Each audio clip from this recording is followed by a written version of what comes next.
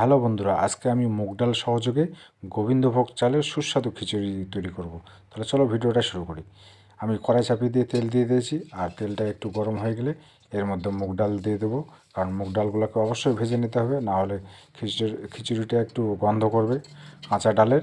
আর ডালটা ভাজা হয়ে গেছে, আমি ডালটাকে তুলে রাখছি। রাখার পরে আবার কড়াইটা পরিষ্কার করে নিয়ে এর মধ্যে আবার তেল দিয়ে দেবো।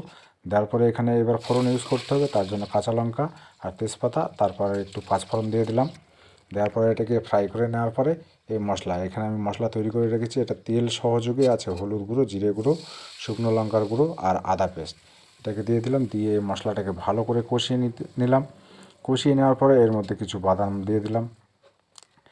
তারপর বাদাম দেওয়ার পরে এর মধ্যে কিছু কিশমিশ, আর তারপরে এই গোবিন্দভোগ চালগুলোকে দিয়ে দিলাম। দিয়ে চালগুলোকে অল্প করে ভেজে নেওয়ার পরে এবার ভাজা মুগ ডালটাকে দিতে হবে। দিয়ে এটাকে ভালো করে নাড়িয়ে চাড়িয়ে নিয়ে খুব সুন্দর করে মিক্স করতে হবে।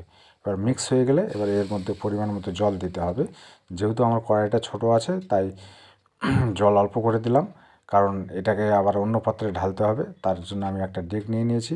এবার এই ডেকটা একটু গরম হয়ে গেলে এই জল সহকারে চালটাকে আমি দিয়ে দিলাম, চাল ডাল দিয়ে দিলাম। দিয়ে এবার হাঁড়িটা গরম হয়ে গেছে। এবার তার মধ্যে আরও কিছু পরিমাণ জল দিয়ে দিলাম, যাতে চাল আর ডাল ভালো করে সেদ্ধ হয়ে যায়। আমার একদম জল ফুটে গেছে। এবার এর মধ্যে আমাকে পরিমাণ মতো নুন ইউজ করতে হবে। নুনটা দেওয়া হয়ে গেলে এবার কিছু সময়ের জন্য এটাকে এরকম ফুটতে দিতে হবে।